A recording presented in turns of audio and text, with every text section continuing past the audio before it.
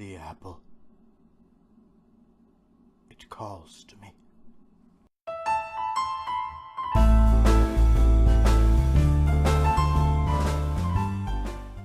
Hello everyone and welcome back to Cruel and Unusual Storytime, the show where we don't just read the stories like every other channel on this site, but we talk about them. We applaud the things the good stories do great, and we point out the things the bad stories do stupidly.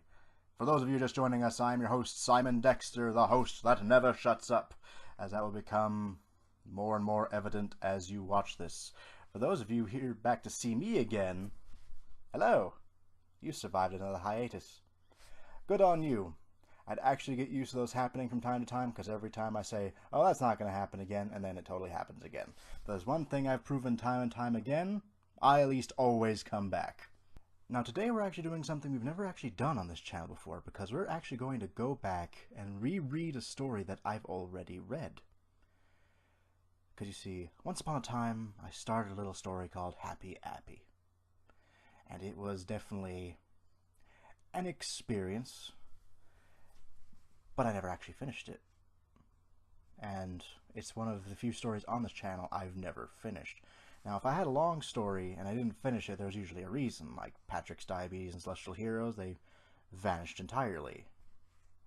So I couldn't finish it. But every other time, I reached the end point and could no longer continue. Not with Happy Appy, though. I gave up. Now, this was a long time ago, years ago. I hadn't even hit my 100 subscribers. I actually did my first webcam showing of my face in the last or second to last Happy Appy video. So it's been some time since I've read this story or even looked at it, and frankly, I think it's time to put it to bed, because never before had a story beaten me. And since the full story is still out there for me to read, we're going to finally read it and finish it. So I hope you guys are fine with me starting over. You can still go back and watch the old videos. They're terrible, but you can. And they will be labeled as Happy Appy Old, so you can tell the difference. But I felt it'd be more natural to start over from the beginning and do it than start in the middle of a story that I haven't read in years. So, let's do this. Sit back, relax, let's enjoy Happy Appy. I love the header that they put onto this one. It's beautiful, really. Author's note: the story as well as the sequels were engineered to be the worst creepypastas ever made. If you want to waste 4 hours of your life reading a story that's intentionally awful, be my guest. Otherwise, steer clear and go jack off to JTK Yowie. More info on the Ruse Cruise here. I don't know what the Ruse Cruise is, we're not going to worry about it. But man, if they really were engineered and intentionally made to be bad, that explains so much. So, let's get into the actual story, shall we? February 23rd, 2011. Hello. I will be writing on this blog because I am researching a show called Happy Appy. One of the main reasons why I'm researching this show is because I have been fascinated with missing TV shows, episodes, and movies, aka my least favorite things to look into. Like most people who research missing episodes, I'm hellbent on finding London After Midnight, the 108 missing Doctor Who episodes, and Him, the 1974 film where a man has a sexual obsession with Jesus. That last one sounds cool. Like, in its own way, you know what I mean? Even though I should help to search for any fragment of missing episodes and films, I'm going to research this one series for now. Another one they should look into is the early betas for The Emperor's New Groove, the Kingdom of the Sun. Because that's just an enigma. Like, I love Emperor's New Groove, but I would really love to see what Kingdom of the Sun was going to be. Anyway, another reason I want to research this show is because I had an experience with it around 2001. Ooh, an experience. So around 8 in the morning, my younger brother, who was 7, was watching a local station during its child TV show block. After it dubbed over Blue's Clues, it started to air a show called something in Russian that I can't read, or Happy Apple. Oh, was he supposed to be Russian? I can barely remember the episode's plot, but it was about this apple who was trying to help a kid named Nathaniel. It felt sort of low budget, but since my brother liked the episode, I didn't mind watching it. The only thing that made me dubious was this evil smile the apple did in the middle of the episode. I've seen Happy Appy's only smile, and if that's an evil smile... Let's see if I can't get to it. Evil. I can't do it. There we go. Evil. Now I've lost my spot entirely because I had to do that whole bit. Give me just a second. This is what you get for trying to be funny and failing. From what I gathered in the first weeks of Noggin's existence, this Happy Appy show began production. Its plot was about a giant clay apple with arms, baby blue eyes, and large dark green lips. You can tell I've been out of practice for a while. Being held up by a bent, rusty stick. You go around in a white 1996 Ford Windstar helping children when they got injured. Why? Was there an advertising agreement with an out-of-date car? We will never truly know the answer. As the show kept going, the episodes started to become more unusual, as they tend to get in these scenarios. For one example, Happy Appy would often stare at the viewers of the show with a deranged smile. I'd go back and show the smile, but we learned that's not the best idea. It's also worth mentioning that the series slowly got more violent as the series progressed. Happy Appy is one of the shorter shows on Noggin, with every episode being 10 minutes long at the most. They played in duets, making each full episode 20 minutes long, minus commercials. So, your average show, kind of like what SpongeBob and shit used to do. For all the shows got the great idea of just letting the single episodes play by themselves. Whoever thought that was a good idea, fuck you guys. A couple months after Happy Appy aired its first episode, Nickelodeon canceled the show. I wonder why. And it was never shown again on Noggin or Nick Jr. Even the much more appropriate episodes weren't shown for whatever reason. Probably due to affiliation on its own, if I had to guess. However, some parents did record the show, but they were VHS copies. Of those said VHS copies, only a few survived through the years. Many of the tapes had been destroyed either due to neglect or disgust, or were simply misplaced and thrown out by accident. However, some copies of the show were reportedly stolen by a shadowy figure. Ooh. I was one of the lucky people to own a copy of the episode. Yesterday, when I did some winter cleaning, I found an old DVD with HA episodes written on it. You said they were all only on VHS, you lying bastard. I had a feeling that I knew this abbreviation from somewhere. I had some research to what the HA meant, or, you could do the smart thing, just watch the fucking DVD, and then you'd remember exactly what HA meant. I forgot this protagonist was a bit of a dipshit. I had a feeling that this abbreviation came from somewhere. I had some research on what the HA meant. And you know what it stood for, ladies and gentlemen? Hey Arnold. Go watch my Hey Arnold Theory video. It's in my playlist somewhere. My first choice was the forum about missing episodes film that I normally go to. Why would you immediately assume that HA would stand for a lost episode thing when you could easily just watch the DVD? Or assume that it is a show that exists like Hey Arnold, which has the exact same abbreviation. When I entered the missing episode section of the forum, the first thread I saw was one named Ha! What's this? Well, you see, Ha is usually what people do when they want to write out to someone laughing. I'm glad they could be of help. Owen posted the thread who had, like me, found a VHS with initials Ha on it, because no one knows how to write Happy Appy, because that's just too difficult of a phrase to spell out. As I read the thread, more I found that the initials on the disc stood for Happy Appy, yet don't say. They instantly remind me of the weird low-budget show that I watched with my brother in 2000. You said it was 2001 when we started. We're mixing up your facts, buddy, I'm just saying. In the replies, the user claimed there are no known DVD copies around. I'm not sure how the disc got there, though. I certainly don't remember owning a disc that looked like it. After viewing the thread, I went ahead and put it into the disk drive, hoping it would work. Thankfully, the disk did work. Also, he spelled disk differently each time. First time he spelled it D-I-S-K, second time D-I-S-C. And instantly cut to the intros of the episode. No menus or anything. Happy Appy's intro song had the same tune as Mary Had a Little Lamb.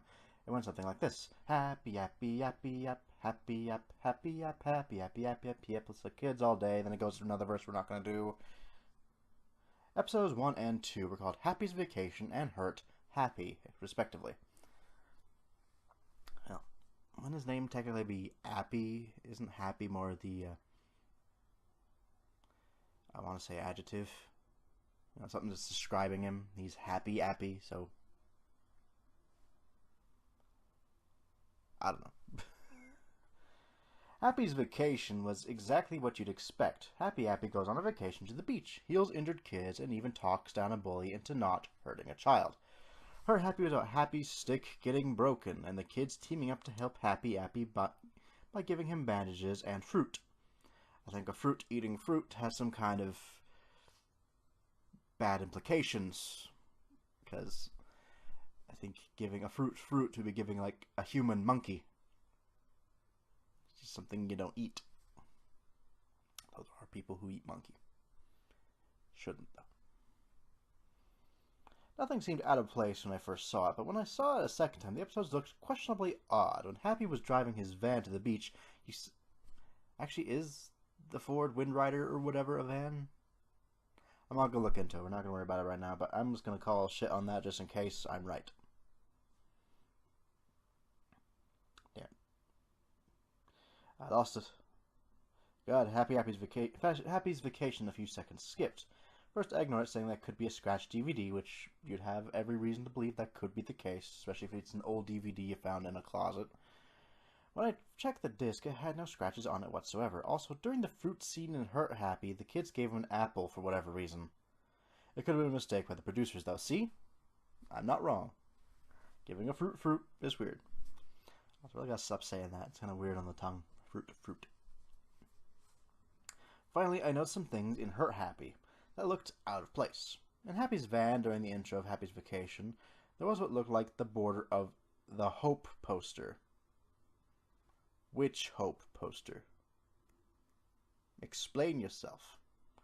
Also, while my camera shut out again, I did look up what a 1996 Ford Windstar is, and it's a minivan. I guess when they say his van, I'm picturing, you know, the white creeper vans, you know, but it's like a little van a mom would drive.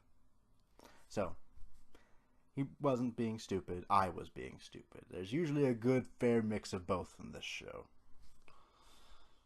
Anyway, the border of the Hope poster was so out of frame that it could have been something else. Again, I don't know what the Hope poster is, but we're not going to worry about it. At the end of Hurt Happy, there was a news broadcast about a 9.0 earthquake that had recently struck in Japan. Happy responded, "Oh no, if you want to help the Japanese, call this number." And a 1-800 number appeared. Oh, those were just coincidental. Well, I was wrong. Episode 3 and 4 were stranger. The intro of these two episodes were removed, but I found out that episode's 4 name was Nate Needs Help. It struck out to me because this was the same episode I saw with my brother, but in English. Episodes 3 and 4 were missing a few scenes, and overall more disturbing than the first two. And episode 3, near the 5:10 mark, is when Happy does his first evil smile. For 25 seconds. The scene that could send chills down anyone's spine was the boo-boo part in Nate Needs Help. Ooh. Don't know what Yogi Bear's sidekick has anything to do with this. That's an old reference. Anyway, he looks at the camera giving off the same evil smile that I remember from 2000. You said 2001, you lying bastard. And says, "What does Nate need for this boo-boo?" For 30 seconds, he stares at the camera, motionless, with his soulless baby blue eyes locking on to anyone watching. Finally, he broke the silence by saying, "That's right, a bandage." Why did he need that long to speak, I will never know. Someone hasn't watched a lot of Dora the Explorer. Okay, she doesn't take that long, but still. You get what I was trying to say. Stop judging me. Why did I already read that part. Also, the out-of-place objects were getting more noticeable, and Nate needs help. The radio plays what sounds like a country cover of Hot and Cold, which is made in 2008 and very out of place for a kids show. Hey, if it's the Katy Perry Hot and Cold, she sang it on Sesame Street. It's not that big a deal. What time are we at? Okay, let's just try and push through the next blog entry, and I think we'll be good. February 24th, 2011. I watched episode 5, which had a few differences from the first 4 episodes. Firstly, I had Happy on a rustless but still bent stick. Ooh, other than continuity errors, I don't see how that's a big deal.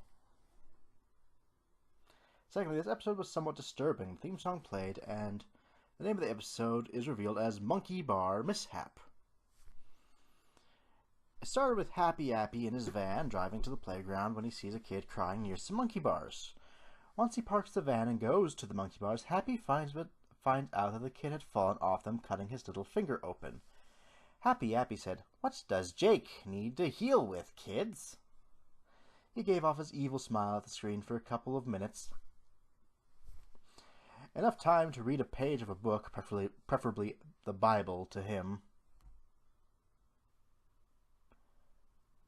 What? I think you need to work on your phrasing, pal. Like Nate needs help, his soulless baby blue eyes watched over anyone in the room like Big Brother. Big Brother is watching. He said, "That's right," and Happy puts a bandage on Jake's finger. After getting hugged by Jake, Happy drives away in his van. It skipped to episode 6, which had a better chance of being aired on Wonder Chosen than Nick Jr. I don't know what Wonder Chosen is. I wonder if that's a Russian kids program. In the episode called Never Run with Knives, which is good advice from a TV show title, I feel, a kid was running with a knife face up. The kid apparently did not read the episode title. The knife was clearly a rubber prop because the blade was flopping around a lot. The kid got cut and held his hand over the wound, crying. As blood began to come out of the kid's wound, Happy parked his van, gave a normal smile, and said, "Hey, kids, he shouldn't have carried the knife facing up while running." However, he did heal him by putting a bandage over the wound. If he cut himself with a knife, you should probably go to a doctor because you'll probably need stitches more than a bandage. That's just a little wiser advice from this guy than the apple. The kid hugged Happy and he said, "Remember, kids, never run with knives facing up, or scissors for that matter. Always walk with knives and scissors facing down." Happy took the kid to his van, drives off, and the credits played. That doesn't sound creepy or anything. I know it's supposed to, but you get my point. However, after the credits roll, the episode takes a very disturbing turn when Happy comes back to his van, the kid missing, and says, "Hey kids, if you find me in my van, just talk to me and I'll take you away, haha." Please don't tell me they still kept in the horrible "coming to take me away" song, joke, bit, thing, because when I first read that was stupid, and it's still stupid. I'm just gonna throw that out there. Episode 7 began with Happy on the playground, but he wasn't playing with the kids or helping them. He was just staring at them, with that unsettling smile I hate so much. A group of kids are playing with jump ropes when Happy walks over to them. He calmly tells them something, but I could barely hear what he said. What I heard, I could only make out, "Hello, Happy, I, how, me, please." Yeah, I try to make that up, but I'm not going to bother with that because I'm not creative at this hour. I could see where this was going as the kids walk with Happy into the bushes of the playground. Loud, violent screams are heard for almost a minute and a half, until Happy begins to drag 3 bloody bodies to his vans. I couldn't believe it, and here is the only photo they could find of said death scene, where it's just literally any other scene, they just put like a glitch out effect over it. For the rest of this episode, he does that damn death smile. Why did he use that look so much? It's almost like he could climb out of your TV, grab you, and murder you slowly and painfully with a rusty knife. But he couldn't. Then why do you say he could? Makes you a liar, I feel. I moved on to episode 8 and 9. This time the episodes were so violent and shoddy that they couldn't have been aired on Noggin at all. Episode 8 had Happy Appy take a kid into his van. For half of the episode, flesh cutting could be heard, and so could loud screaming, which turned into gurgles. As someone who's seen his fair share of horror movies, usually when there's flesh cutting, it doesn't tend to make a sound. I know those are horror movies, but even then, I don't think cutting flesh makes that much of a noise, especially something you could hear outside of a van. Maybe that is just me. Shit. As the scene progressed, blood splatters on the windows began to appear. Eventually, Happy emerged in the van and did a death smile until the end of the show. Like episode 8, episode 9 was gory and violent. This episode was so coincidental and violent, and I couldn't believe Noggin would even allow it, unless it was some sort of hijacking. Starts out with Happy Appy walking around a playground when two kids ask him what the cycle of life is so they could complete their homework. He proceeds to tell the kids about the cycle of life in frogs and plants. The kids said, "Thanks, Appy. Can you play with us for a bit?" Happy agrees and they start playing on the playground. While this happens, smoke starts to creep behind Happy and the children. It gets to a point where they start coughing because of how dense the smoke is. They turn around to see what was making the smoke. Happy gasps at the sight in front of them. What could it be? Two towers were on fire and were burning up. Oh, right, I forgot this predicted 9/11 or whatever. A few people are falling out of windows to escape the fire. There was a lot of screaming, falling debris, and a crashed airplane in one of the towers. Only the tail of the plane was visible. But didn't you know? Jet fuel can't melt steel girders. Happy Appy caused 9/11.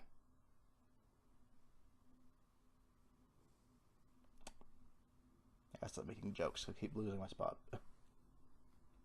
I could hear a faint whining noise at this point, and I think that it was the plane's engine, which was probably still on. 7 seconds later, the tail of the plane finally broke apart, with the largest piece of the tail hitting and killing someone. During this scene, fire trucks could be heard trying to douse out the flames, but it only slows the flames down. The wailing of ambulances could also be heard, taking away the bodies of the people who jumped from the towers. It showed a weird guy on fire, falling out of the towers, screaming. Yes, we get it. It was terrible. Can we just move past this, please? Happy and the kids are seen again, but this time they stood still in fear. The smoke kept getting thicker and thicker, slowly obscuring the trees and equipment of the playground. Okay, is Happy Appy supposed to be evil or what? You keep kind of changing that up, too. Slowly obscuring the trees and equipment of the playground, the breezes from the tower fell around the kids and Happy, and a person ran up to them and told them to run away from the towers before running off. And the older kid worriedly said, "Happy Appy, why are the towers on fire?" It cuts to a higher up floor that was near where the plane crashed, which revealed a kid that was under a huge piece of concrete, crying for help. So the kids tried to help him by lifting the piece of concrete off him. He was screaming so loud it was almost heartbreaking. There were bodies and blood everywhere, and the pain and fear of the trapped kid's face was so realistic I cringed. After the shot with the kid trapped under the concrete, the younger kid turns to the side, say. Do you mean turns to the side to say to Happy Appy? Happy Appy, why are the people running and falling from the towers? Because they don't want to die. You stupid punk. Happy Appy turns to the camera, death smile on his face, and very coldly said 3 words. Okay, he was scared at the towers at first, but now he's evil again. Okay, whatever. Said 3 words. Those 3 words will haunt me as long as I research this show. That's natural, children. Spooky. He took the 2 kids away from the towers, leaving the kids stuck under the concrete screaming for help.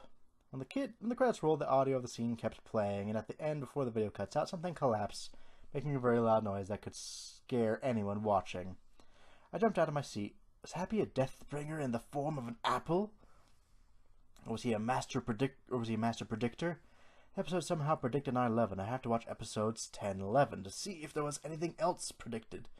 As like everyone believes, The Simpsons predicted everything, even though they have been eerily correct about a lot of things. But when you're on for over 26, 28 years now, you tend to accidentally call things quite a bit. Especially when they're supposed to be just a joke. I might not see any predictions, though, and honestly, I hope not, even though you were just so excited about it a second ago. Oh, and you know what happens when someone calls the Tsunami Air phone number? Tomorrow, I'm going to go and call it. And that's when we'll find out next week, because I have to call it here, because I'm pretty sure we're short on time. So, I'll see you all tomorrow when we'll be resuming our read-through of Facing Our Fears, which I actually recorded months ago, so I'm going to look extremely different than I do right now. So don't freak out. I'll look the same again on Sunday. So, if you like the video, please leave it a like, and I will see you then. You all have a wonderful day.